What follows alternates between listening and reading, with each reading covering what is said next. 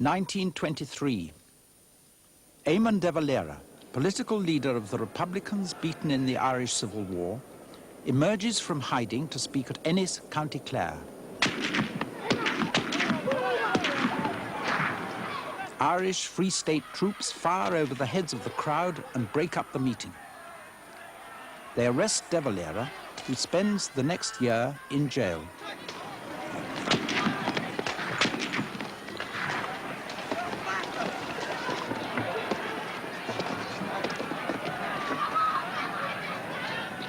The Free State had totally defeated the Republicans in the Civil War, but it still held thousands in jail, many of them now on hunger strike for their release. And fellow Republicans gathered outside Mountjoy Jail in Dublin, some going on hunger strike themselves in sympathy with the prisoners in their cells. You lie in bed and you keep your eyes straight in front when there's anyone round. And if they come into the cell, you roll your eyes. You roll your eyes. You don't move your head. That's a sign of extreme weakness. And I might have frightened them that way. There was about 1,500 or 1,600 men prisoners there. And some of them gave in after the first 2 or 3 days. Some of them after 5 days, and the majority of them gave in after 14 days. But they weren't released. The hunger strike failed, but the prisoners were eventually released, and the new Irish Free State set about trying to construct a peaceful, democratic society where the gun would no longer rule. The rebuilding of the shattered Dublin forecourts, from which the Republican IRA had defied the Free State, was a symbol of this new resolve.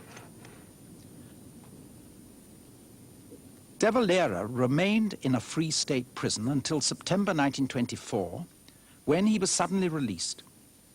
He again addressed the people at Ennis, attacking the Free State established by the Anglo-Irish Treaty of 1921.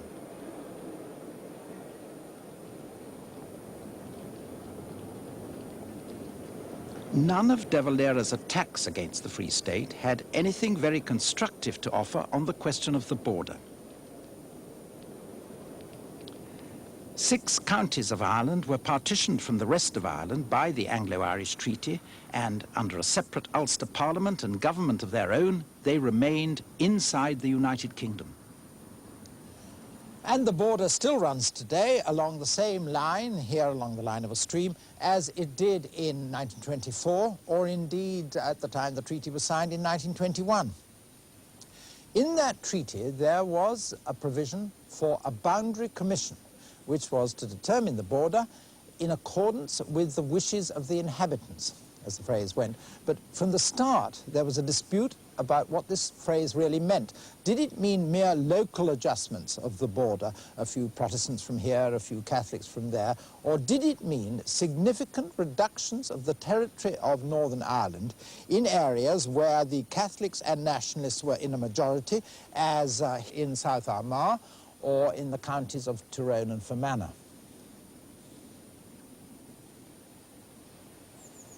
The Irish delegates who'd signed the treaty assumed that the Boundary Commission clause did mean such significant reductions of the territory of Northern Ireland as would make it impossible in the end for Northern Ireland to survive and would lead to the eventual unification of Ireland. But the not an inch attitude of Northern Irish Protestants, plus this dispute as to what the Boundary Commission actually was to do, meant that in the end it did nothing.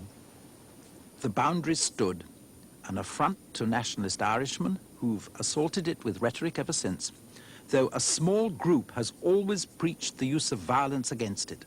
So there was a meeting held of the executive that had been in existence when the Civil War began, and we decided to reform the IRA. The old executive, which had been elected in 1922, became the executive of the new organization of the IRA. But the IRA was at first insignificant in a free state, not ashamed to pay tribute to those many tens of thousands of Southern Irishmen who'd fought in the British Army for the rights of small nations, including Ireland, in the First World War. Armistice Day in Dublin, 1924.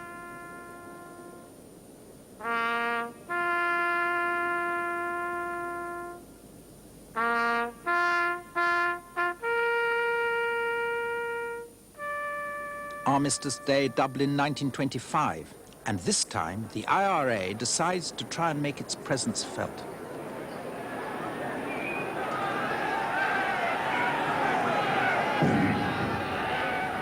A smoke bomb goes off in the crowd.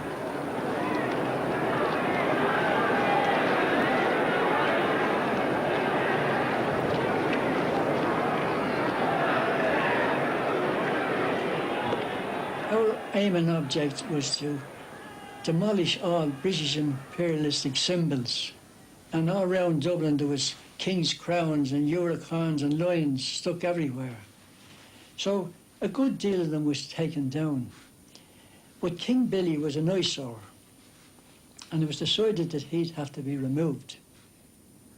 The statue of William III then stood in Dublin's College Green.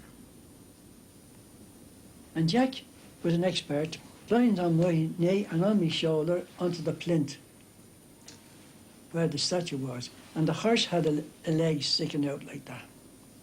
And all he could do was tie it around this horse's leg, this one, and let the fuse drop down. And it was a delayed action, 30 seconds at the foot. We had 3 minutes to get away. So we lit the fuse and we walked across over where Jury's Hotel is and down. And as we got to Fleet Street, we heard bang.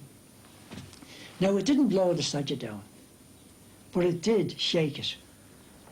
A more serious Republican initiative came from De Valera, who'd formed a political party, Fianna Fáil, which in 1927 went to take those many seats in the Dáil to which they'd been elected. Reporters watched because Fianna Fáil would not take that oath to the king demanded by the Anglo-Irish Treaty. Fianna Fáil, which means soldiers of destiny, were refused admittance and turned away.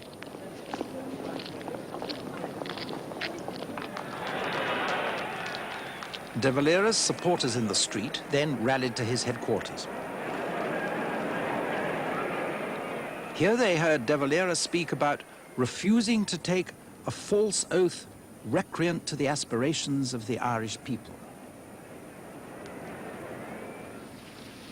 The time-honoured aspirations of the Irish people were something the new Free State government were equally anxious to respect, and they turned out regularly every year for the ceremony in honour of the executed Republicans of 1916.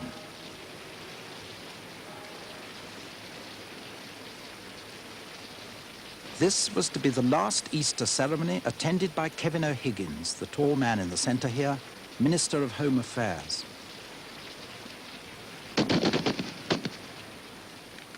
On Sunday, the 10th of July, 1927, O'Higgins was shot down on his way to Mass in the roadway outside his home. His murder was to change the course of the Free State's political existence. Kevin O'Higgins was killed by a small group of IRA men who thought to make policy, more aggressive policy for the IRA, but it wasn't an official IRA killing, although there's a group of IRA men who did it.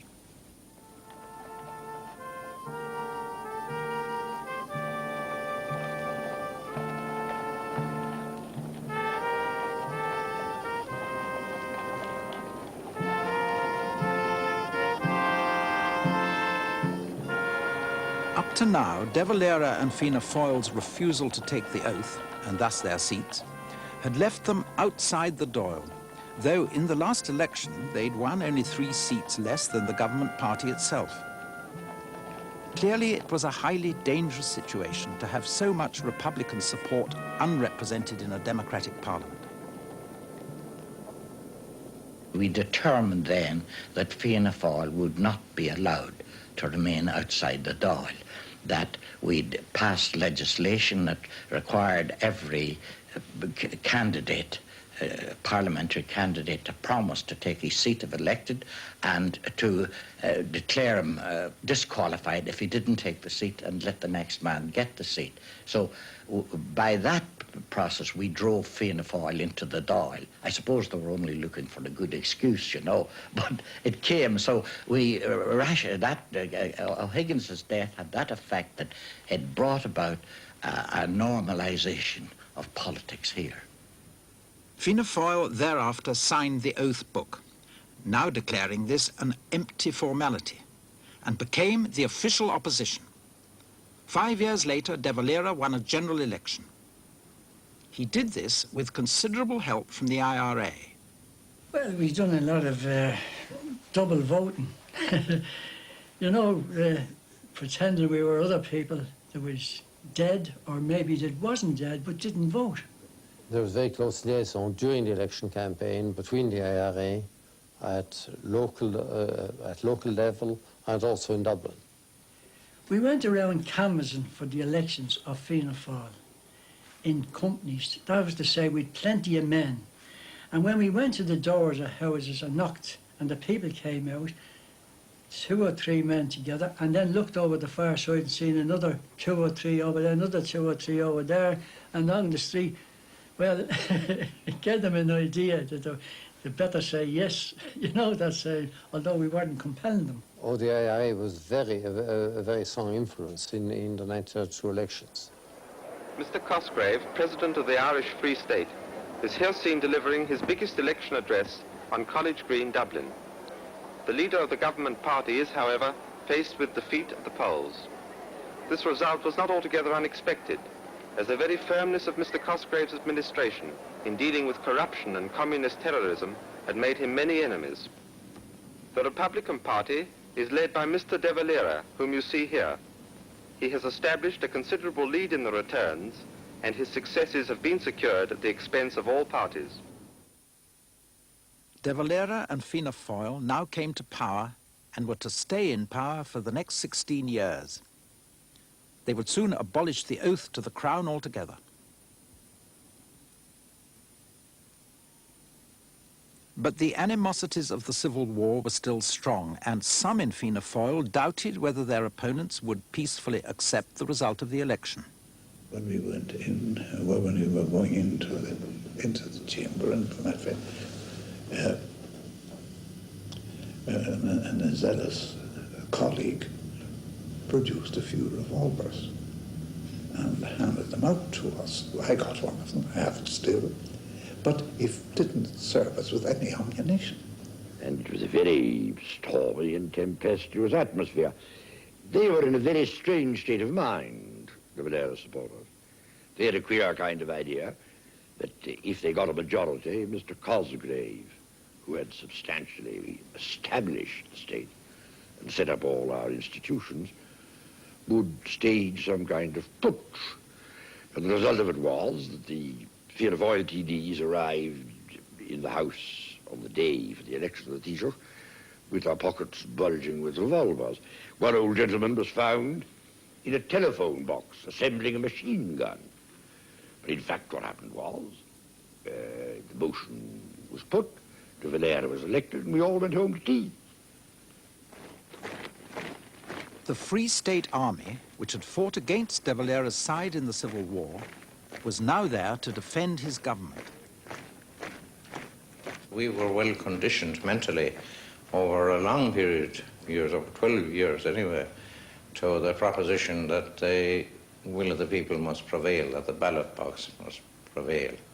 I think on the contrary, that on the other side there was an uneasiness or a lack of confidence or a disbelief in the readiness of the army to uphold the institutions of state, regardless of who manned them or ordered them. I was approached to know what I was going to do. And I could see that there was a certain amount of kite flying about the question. And I said, as far as I'm concerned, I said, we accepted the treaty by a democratic vote of 7. If Deb gets in, I said, good luck to him. We'll accept him and let him see what he can do with the country. it will be the dawn of a new day for Ireland. Our people in the United States, in Britain, in Australia, will know a gladness they have not experienced since 1921. The joy born of the coming together of old friends long divided has set the youth of the country on fire. One of the very first actions of De Valera's new government was to release all IRA prisoners from jail. Republicans celebrated in Dublin.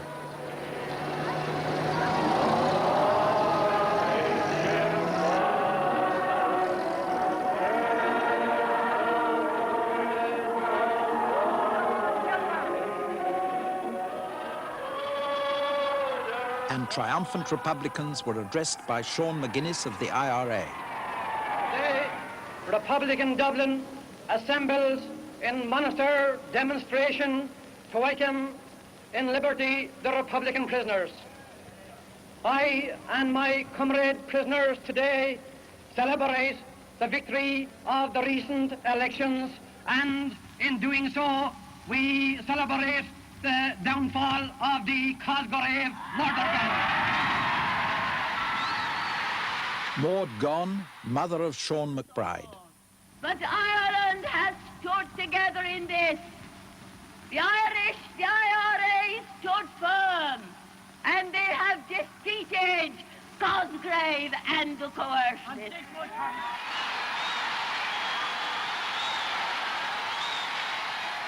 But whose victory was it, the IRA's or De Valera's? Or were they no longer to be distinguished?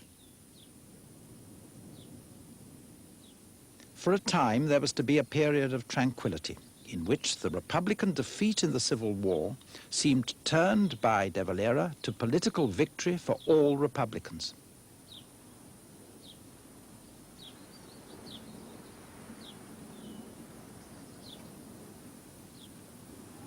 The programme of Fianna Fáil has now been definitely adopted as the national policy of the Irish people.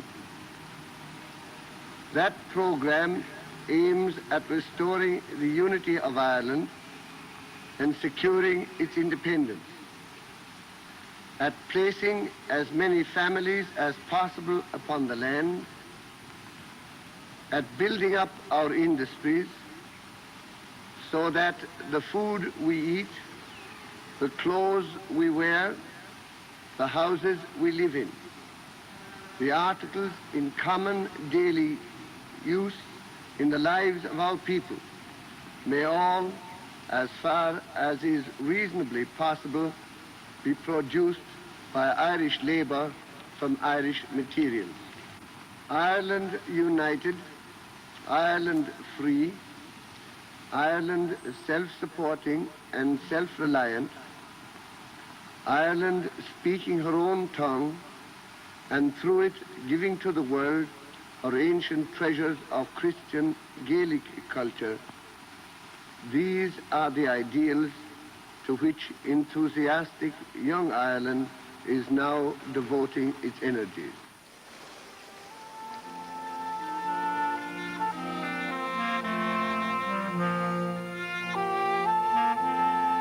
But in concentrating on this almost mystical introvert vision, the traditional dogma of most Irish nationalist social thinking for decades, De Valera's government neglected that social reform which had been the hope of some idealists. He established this, all the social thinking then, extremely conservative, extremely selfish, extremely insensitive social thinking, which informed all the subsequent, virtually all the subsequent legislation. I think all of the attitude to housing and slum clearance and all that gradually slowed down until we complete indifference to the fact that all these young people are emigrating, most of them completely unskilled with their bare hands, their only qualifications, and relative indifference to this. Emigration was averaging 16,000 a year and was to continue to do so for many years to come. 1 million of our people, a third of our people, have gone to England to be clothed, fed, housed cared for in sickness and old age. And meanwhile, we continue to abuse Great Britain while we use her at the same time to take our surplus population.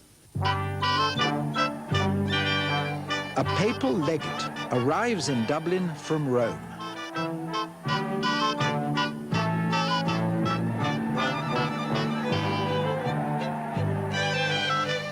The Roman Catholic Church was the most obviously conservative force in the state, a feature of the state that was neither surprising nor unnatural. The Church had once been the only representative organization the majority of the Irish people had, and that people's political awareness had progressed in step with it. Councillor Costello. Councillor Mrs. Kettle. Councillor Fitzpatrick. Councillor Patrick Duncan. Councillor Owen Hine. Councillor Martin O'Sullivan. But the position the Church enjoyed in the state meant that the state now shared the Church's innate conservatism and its traditional resistance to change.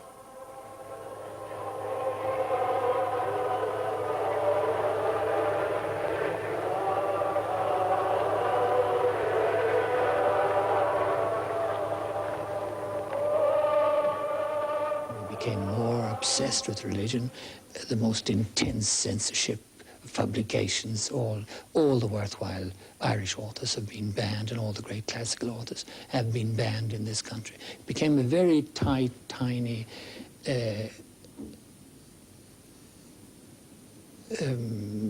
incestuous, intellectually and culturally incestuous society.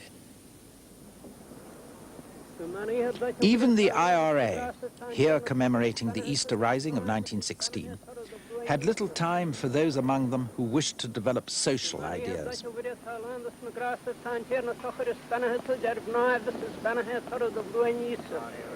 They expressed a fundamentally conservative nationalism, looking to past violence as the only inspiration for the future. The proclamation of the Republic of 1916 will remain for us the fundamental declaration of the right and authority of our nation to fight for its inalienable right to sovereign independence. The only new force in the state, but equally conservative, were the Blue Shirts, or National Guard, who set themselves up against continuing independent IRA action within the state.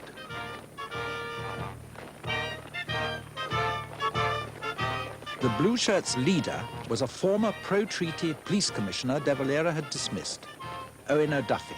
The National Guard is strongly opposed to anything flavouring of a dictatorship or a coup d'etat, and was brought into being to assist the people in their efforts to oppose any departure from democratic and representative government.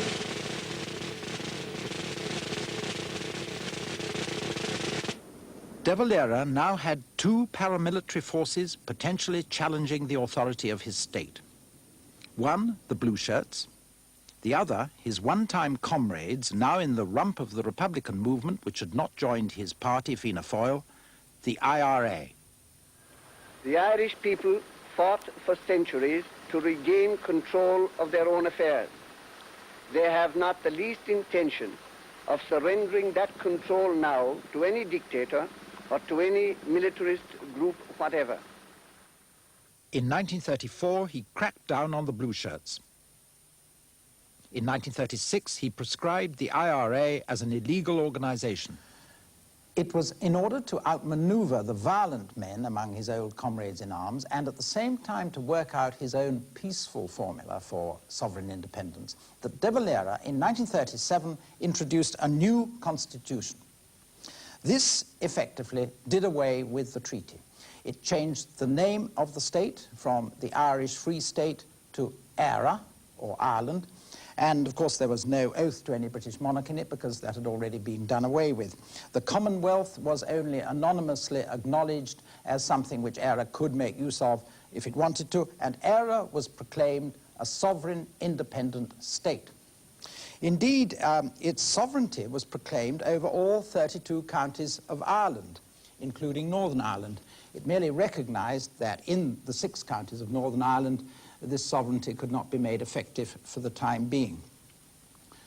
The main reason why De Valera didn't call Éire a republic, which is what it now virtually was, as he imagined, to keep the door open for the Northern Protestant and an eventual united Ireland. However, the Northern Protestant, who was instinctively opposed anyway to any idea of a united Ireland, was unlikely to be attracted by the article of the Constitution which declared that Irish was to be the first language of the state and English was to be recognized as a second language. Nor was the Northern Protestant likely to be attracted by the article which gave a special position in the state to the Holy Catholic, Apostolic and Roman Church as guardian of the faith professed by the great majority of the citizens. There was intense pressure from certain groups, Christus Rex and other groups like that, to have the church, the Roman Catholic Church, declared to be the established church of the state. Did De Valera want it that way? No, no. He was strongly obdurate about it. And the article which appeared, which has now been deleted, was his way out of saying, if you remember what was the Catholic Church, at the church of the majority of the people, is entitled to special honour. So what sort of state had this scrupulously pedantic Republican now achieved? De Valera was quite determined to vindicate his own past and to establish a republic without establishing a republic. And I remember asking him, what kind of state have we now when you get past your constitution? And he said, well, if you refer to Chambers' English Dictionary and look up the word republic. Well, I said, you need say no more. We have a dictionary republic. Is that what you mean? And he was very angry. Deb had a very strong feeling that once the oath was removed and other things done, that the IRA had no further reason for not joining him. It was a strange thing. Devil never realised that the IRA didn't regard him as a Republican. He had some success. I accepted, from 1937 on, I accepted the Constitution. I accepted the government established under the Constitution as being the lawful government of the country, and therefore did not approve of any attempts to overthrow that government. And De Valera's partial success with some extreme Republicans was further confirmed when, in 1938, he negotiated the return from Britain of those Irish ports in which Britain had retained garrison rights under the Anglo-Irish Treaty. Malcolm MacDonald was then Dominion Secretary. I thought that if we retained our right to use them, and did use them in a neutral Ireland in case of war, this would make Irish public opinion blow up against us, and they would join the war against us. And indeed, Germany could invade Ireland as an ally of Ireland and attack us. And so, thinking it all over, I thought that on balance, it would be prudent, if we could get a proper agreement on everything else, to give up our right to use the ports. And if I may say so, this view was shared by the 3 chiefs of staff of the Army, Navy and Air Force at the time, and therefore I made that recommendation to the Cabinet. Spike Island and the adjoining Cork Harbour defences have been handed over to the custody of Éire. This is the first stage in pursuance of the defence provisions of the agreement between the British government and Mr. De Valera. Amid scenes of the utmost friendliness, the British troops departed on a tender for the motor vessel that was to take them to Fishguard. Mr. De Valera arrived at Spike in a launch and made an inspection of a guard of honour.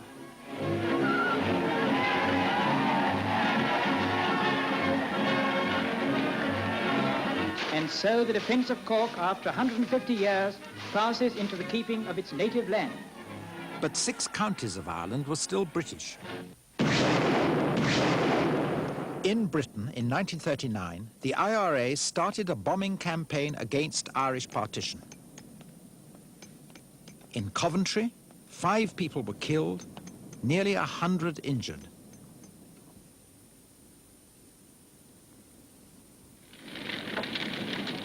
By the end of 1939, Britain was at war with Germany.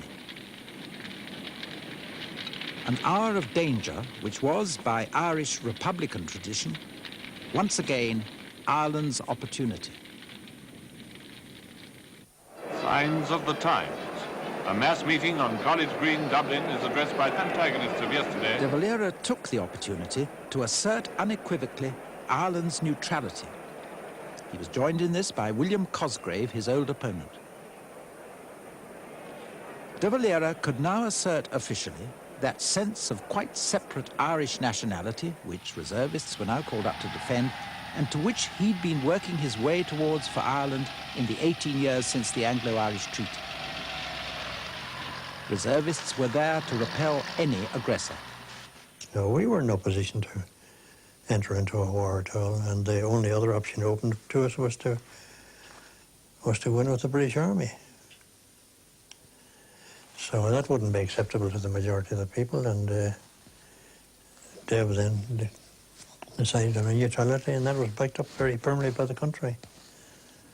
There was certainly, I think, no desire for the Axis powers to win.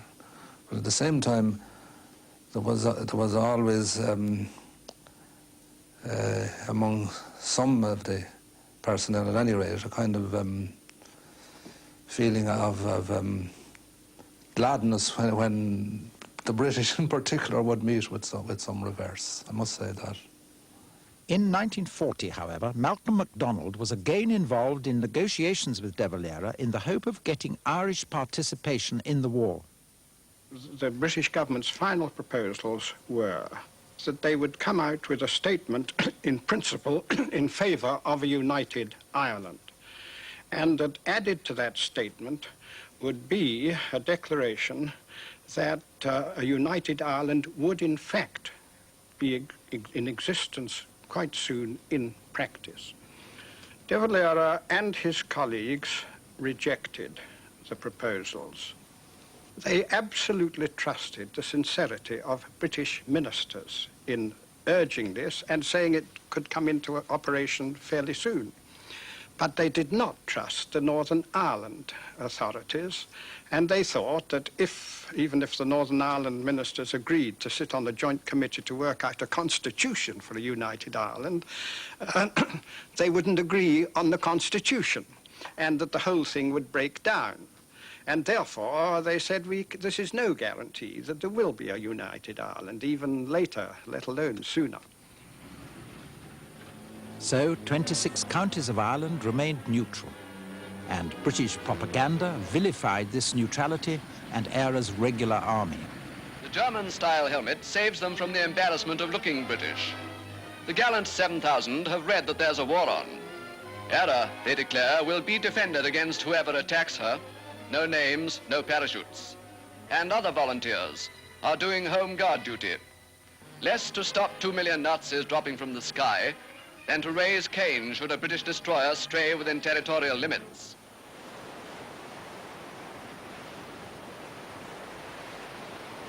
In both Britain and Ireland, stories circulated that German U-boats were putting in to refuel at inlets on the west coast of Ireland. Never did I hear of a case of a U-boat landing anywhere, or taking in arms, or being any way associated with the country other than buying fish from fishermen. I do know some of the fishermen told me themselves, and when they were miles off Ironmore Head, that sometimes a U-boat would surface and somebody who spoke English would shout to them, "Have you any fish?" And they gave them the fish, and they were paid for it. I know that Churchill had drawn up plans for an invasion of Southern Ireland, if necessary. Mind you, he had drawn up plans for all sorts of possibilities, and he was wise in case it became necessary. There was one night in the very depths of winter, I remember, when the word came that they were going to invade from the north. I was in Athlone at the time, and we turned out our forces and marched to take up position on the border. And there was an awful night, I remember well, the rain was coming down in buckets. But after about, I think we were only absent from barracks for about 2 days when the order came to come back to barracks. Meanwhile, what of the IRA? They were in secret touch with Germany, and at the beginning of the war, in 1939, they'd carried out a sensationally successful raid on the Irish government's principal arms depot at the Magazine Fort in Phoenix Park, Dublin. The IRA got away with 13 lorries and 1 million rounds of ammunition, the bulk of the Irish Army's reserve supplies. This was soon recovered, but it was the last straw for De Valera's government in their attitude to the IRA. It was the thing that finally made them bestir themselves to deal with it. Up to that, there had been a certain schizophrenic attitude on the part of the government towards the IRA. On the one hand, they were trying to maintain that they couldn't take the law into their own hands, and the other, they were trying to excuse them for things. And I think this came as a frightful shock to the government. Soon, internment and even execution of IRA men for attacks on the police in Dublin were to follow. A German spy, Hermann Goetz, who came to Ireland for direct contacts with the IRA, as Irish intelligence soon discovered. When he came down in May 40, he came in one parachute. His radio and communication stuff was in a different parachute. He lost that parachute. The IRA failed to provide him with an effective transmitter for a very long period. They gave him one or two which were hopeless. And it was one of the things that illustrated to him then what he regarded as their complete incompetence. More executions of IRA men by De Valera's government followed attacks on the police. Some of those who were executed were people with whom we had been associated during the Civil War, whom we knew. It troubled us certainly very much so. But you see, in the end, it had to be faced up to. Well, none of us like to see it happen again. I mean, we'd had so much of that in the past that it was obnoxious. But since they wouldn't negotiate, they wouldn't compromise, there was no alternative. Force had to be met by force. George Plant was a Protestant, and there weren't many Protestants in the Republican movement. And he was very courageous. I remember he gave me a description the night before his execution. I went up to see him, and he gave me a description of what it felt like. He says, it's all right for you people, you were Catholic, you probably believe profoundly in your religion hereafter. I don't know, but I worked for a number of years. I used to work on steel scaffoldings on skyscrapers, building skyscrapers in Chicago. And I often wondered what happened if I fell on one side. Well, now tomorrow morning I'm going to fall off a scaffolding and I don't know what waits for me at the bottom.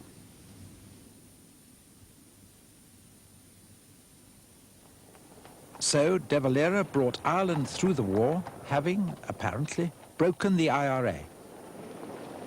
He had successfully substantiated the Irish sense of independent nationalism by keeping her neutral. He stretched this neutrality to what some people considered unnecessary lengths when he paid a call on the German legation in Dublin to convey his condolences on the death of Hitler.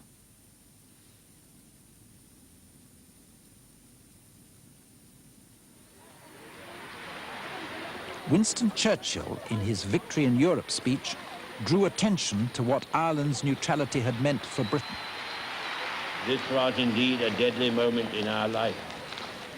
And if it had not been for the loyalty and friendship of Northern Ireland, we should have been forced to come to close quarters with Mr. de Valera or perish forever from the earth.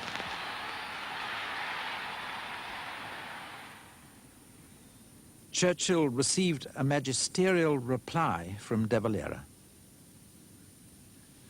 I know the kind of answer I am expected to make. I know the answer that first springs to the lips of every man of Irish blood.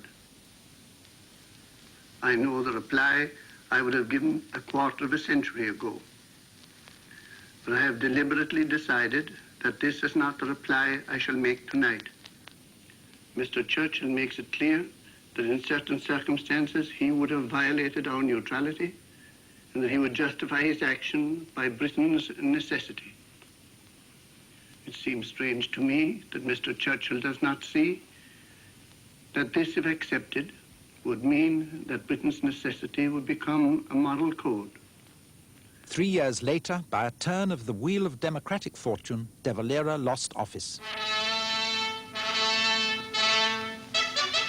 Attended by a smart military escort and ADCs, Mr. O'Kelly, President of ERA, is seen arriving at the Pro Cathedral in Dublin for the service that traditionally precedes the election of a new premier. De Valera was now out of office for the first time in 16 years. A coalition of MacBride's new Republican Clan na Poblata party was formed with the old Free State party, now named Fine Gael, and led now by John A. Costello, who became Prime Minister. Soon after receiving the seal of office, Costello, on a visit to Canada, to the surprise of his colleagues, announced that ERA would be at last a republic. I don't remember the question being debated formally in Cabinet at all. I don't remember receiving any papers about it. I don't believe that there were any papers about it. And the proposal that we repealed the External Relations Act was made by Mr. Costello in Canada and came as a complete surprise to the rest of us in the Cabinet. I don't think there's any doubt about that. And in fact, when he came back, poor man, I felt sorry for him because he saw that there was great disappointment, I think, in his own party. I don't think they were keen on it. We in Clan na Poblata, I was perfectly happy that it should happen. I had no objections to it happening at all, to its being repealed. But in his own party, I think they were rather more pro-British at the time than they are now. ERA was now the republic it had been in all but name since the Constitution of 1937.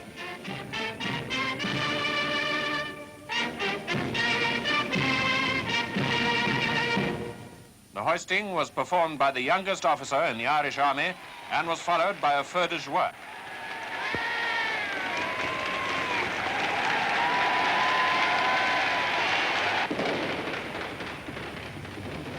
And so, almost casually, it came about that 33 years after Patrick Pearse had stood in front of the Dublin Post Office here in 1916 and proclaimed an Irish Republic to bemused onlookers, a Republic of Ireland could at last be celebrated with full panoply of state. The ideals of Pearse, Connolly, the Fenians and Wolfe Tone finally achieved? Well, hardly. Though the new Republic's constitution did assert the unity of the whole of Ireland, the very proclamation of a republic helped widen the division between this part of Ireland and the northern Protestants. And the new Republic's first political crisis was to confirm the northern Protestants' worst fears about what a united Ireland might mean for them. The new Republican cabinet proposed a bill for the adoption of children, for which there was no legal provision in Ireland. Noel Browne was in that cabinet. General Sean McKeown, who was Minister for Justice, came into the cabinet one morning and told us that he won't allow it, that's all, he said. He won't allow it. And I gathered that he'd been to the Archbishop of Dublin, Dr. McQuaid, and Dr. McQuaid had forbidden us to have the adoption bill. And that appeared to be the end of it. And the adoption bill was killed as a result of that. But I was a very young person at the time, easily the youngest member of the cabinet and all that kind of thing, very young in politics too. But I remember at the same time being rather shocked by that decision, that these people, these were all senior people to me, accepting the diktat of somebody outside cabinet as to what we should do about this proposal. The phrase one constantly heard was, one can't afford to fight the church. One can't afford to fight the church, Catholic Church. The church feared Catholic children might be adopted by Protestants. When later Noel Brown, with cabinet agreement, proposed to extend state health benefits to mothers and children, more objection came from the Archbishop of Dublin, who said health was the family's responsibility and not the state's, and he opposed the scheme. A maternity scheme for mothers in respect of motherhood and children up to the age of 16 years, that would be free, no means test. A little bit like the Bevan scheme, Bevan's scheme, not so extensive. The Archbishop of Dublin sent me a letter, to the cabinet, the head of the Taoiseach, the head of the cabinet, and sent it to me as well, saying that he would not allow me to have the scheme. And I went to the cabinet. I must say I ignored that letter, and I went on the radio and I said, still the scheme is coming on. But after doing that, I went to the cabinet and Mr. Costello, the Taoiseach, told me that the scheme was not going to be permitted the government to change their minds. And I asked each one of them, I said, each one of you have to make your mind up about it, whether you to tell me that you've decided to repudiate your earlier decision. And I went around and each one of them said that they would not consider for a moment going against the wishes of the Catholic Church. Was this Irish Republic the sort of state with which Northern Protestants